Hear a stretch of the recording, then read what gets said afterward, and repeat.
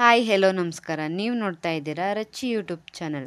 Actor Dhanush ಅವರ script selection ಗೊತ್ತಿದ್ದರಿಂದ return and directed by ಧನುಷ್ಗೆ ತುಂಬಾ ಎಕ್ಸ್ಪೆಕ್ಟೇಷನ್ ಇಟ್ಕೊಂಡಿದೆ. ಬಟ್ ಎಕ್ಸ್ಪೆಕ್ಟೇಷನ್ ಕಮ್ಮಿ ಇಟ್ಕೊಂಡಿರ್ಬೇಕಿತ್ತಂತ ಅನ್ನಿಸ್ತು.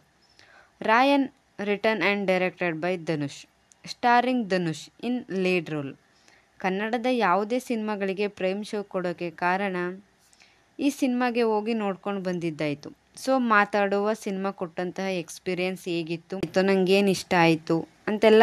ಆದರೆ ಅದಕ್ಕಿಂತ ಮುಂಚೆ ಚಾನಲ್ಗೆ ಹೊಸಬ್ರಾಗಿರೆ ಸಬ್ಸ್ಕ್ರೈಬ್ ಮಾಡಿಕೊಂಡು ಸಪೋರ್ಟ್ ಮಾಡಿ. ರಾಯನ್ ಸಿನಿಮಾದ ಆನ್ಲೈನ್ ಸ್ಟೋರಿ ವಿಚಾರಕ್ಕೆ ಬಂದರೆ, ರಾಯನ್ ಮತ್ತು ಅವನ ಇಬ್ಬರು ತಮ್ಮಂದಿರು. ಒಬ್ಬ ಕುಡ್ಕೊಂಡು ಪುಡಿ ರೋಡಿ ಥರ ತಿರುಗಾಡ್ಕೊಂಡಿರ್ತಾನೆ, ಇನ್ನೊಬ್ಬ ಕಾಲೇಜ್ಗೆ ಎಲೆಕ್ಷನ್ ಅಂತ ನಿಂತಿರ್ತಾನೆ, ಮತ್ತು ಅವನ ತಂಗಿ ದುರ್ಗಾ.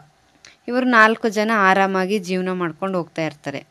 ಅಂಥ ಟೈಮಲ್ಲಿ ಅವನ ತಮ್ಮ ಪದೇ ಪದೇ ಮಾಡೋ ದರಿದ್ರ ಕೆಲಸದಿಂದ ಏನೆಲ್ಲ ಆಗುತ್ತೆ, ರಾಯ ಕೊನೆಗೆ ಯಾರನ್ನೆಲ್ಲ ಫೇಸ್ ಮಾಡಬೇಕಾಗುತ್ತೆ ಅಂತ ಅನ್ನೋದನ್ನು ನೀವು ಸಿನಿಮಾ ನೋಡಿದರೆ ತಿಳ್ಕೊತೀರ. ಸಿನಿಮಾದಲ್ಲಿ ನನಗೆ ಇಷ್ಟ ಆಗಿದ್ದು ಅಂದರೆ ಸಿನಿಮಾದ ಸ್ಕ್ರೀನ್ ಪ್ಲೇ ಪಾರ್ಟ್ಸ್, ಹಾಗೆ ನನಗೆ ವರ್ಕ್ ಆಯಿತು. ಸೆಕೆಂಡ್ ಹಾಫಲ್ಲಿ ಒಳ್ಳೊಳ್ಳೆ ಥಿಯೇಟ್ರಿಕಲಿ ಮೂಮೆಂಟ್ಸ್ ಇದ್ವು. ಹಾಸ್ಪಿಟಲ್ ಫೈಟ್, ಅದರ ಕೊರಿಯೋಗ್ರಫಿ ತುಂಬ ಹಿಡಿಸ್ತು.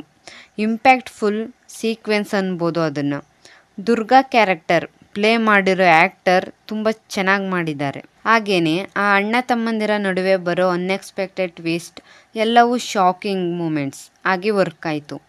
ಆಮೇಲೆ ಆ ದುರ್ಗಾ ಕ್ಯಾರೆಕ್ಟರ್ಗೆ ಅಂತಲೇ ಕೆಲವೊಂದು ಸೀನ್ಸ್ ಇದೆ, ಅವು ಸಖತ್ ಮಜಾ ಕೊಟ್ಟು ಸಿನಿಮಾ ಥಿಯೇಟರಲ್ಲಿ ನೋಡುವಾಗ. ಅಣ್ಣ ತಂಗಿ ಮಧ್ಯೆ ಎಮೋಷನ್ಸ್ ಪ್ರಾಪರಾಗಿ ಬಿಲ್ಡ್ ಆಗಿದ್ದರಿಂದ ಅದರ ಎಫೆಕ್ಟ್ಸ್ ಮೇಜರ್ ಸೀಕ್ವೆನ್ಸ್ಗಳಲ್ಲಿ ವರ್ಕ್ ಆದವು. ರೈಟಿಂಗ್ ಅಂತ ಬಂದರೆ ಧನುಷ್ ಅವರು ರಾಯನ್ ಪಾತ್ರದ ಸುತ್ತಮುತ್ತ ಇರುವ ಪಾತ್ರಗಳನ್ನು ತುಂಬ ಚೆನ್ನಾಗಿ ಬರ್ಕೊಂಡಿದ್ದಾರೆ. ಮಿಕ್ಕಿರೋ ಪಾತ್ರಗಳ ಬಗ್ಗೆ ಮುಂದೆ ಮಾತಾಡೋಣ. ನೆಕ್ಸ್ಟ್ ಮೇಕಿಂಗ್ ತುಂಬ ಚೆನ್ನಾಗಿತ್ತು. ಈ ಕಡೆ ರಿಯಲಿಸ್ಟಿಕ್ ಆಗಿ ಸಿನಿಮ್ಯಾಟಿಕ್ ಆಗಿ ಎರಡನ್ನೂ ಬ್ಯಾಲೆನ್ಸ್ ಮಾಡಿಕೊಂಡು ಅಪ್ರೋಚ್ ಮಾಡಿರೋದು ಕಾಣಿಸುತ್ತೆ. ಫ್ರೇಮ್ಸ್ಗಳು ತುಂಬ ಕಲರ್ಫುಲ್ಲಾಗಿ ಚೆನ್ನಾಗಿ ಕಾಣ್ತಿದ್ವು. ಕ್ಲೈಮ್ಯಾಕ್ಸಲ್ಲಿ ವಿಜುವಲಿ ಕ್ಯಾರೆಕ್ಟರ್ಸ್ನ ಕಲರ್ಸ್ ಕನ್ವೆ ಮಾಡಿದ ರೀತಿ, ಆ ಫ್ರೇಮ್ಸ್ಗಳು ನನಗೆ ಇಷ್ಟ ಆಯಿತು. ಇನ್ನು ಈ ಸಿನಿಮಾಗೆ AR ರೆಹಮಾನ್ ಅವರು ಒಂದು ಸ್ಟ್ರಾಂಗ್ ಪಿಲ್ಲರ್ ರೀತಿ ನಿಂತಿದ್ದಾರೆ. ಶುರುವಿನಿಂದ ಕೊನೆಯವರೆಗೂ ಕಂಪ್ಲೀಟಾಗಿ ಸ್ಯಾಟಿಸ್ಫೈ ಮಾಡಿರೋ ಎಲಿಮೆಂಟ್ ಅಂದರೆ ಅದು ಇಲ್ಲಿನ ಬ್ಯಾಕ್ಗ್ರೌಂಡ್ ಸ್ಕೋರ್.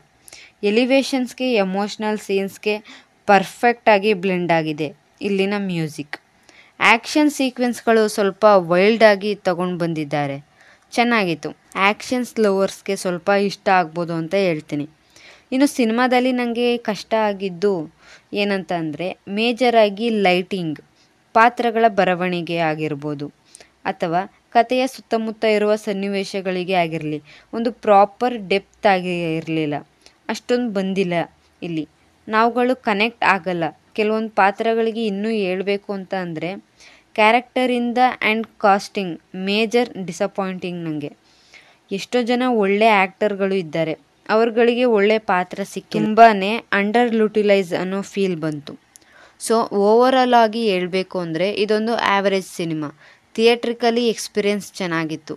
ಸೊ ಇದಿಷ್ಟು ನನಗೆ ಸಿನಿಮಾ ನೋಡಿ ಹೇಳಬೇಕು ಅನಿಸಿದ್ದು. ನೀವೇನಾದರೂ ಸಿನಿಮಾ ನೋಡಿದರೆ ನಿಮಗೆ ಹೇಗೆ ಅನ್ನಿಸ್ತು ಅಂತ ಕೆಳಗಡೆ ಕಮೆಂಟಲ್ಲಿ ತಿಳಿಸಿ. ಸಿಗೋಣ ಮುಂದಿನ ವಿಡಿಯೋದಲ್ಲಿ. Thanks for watching.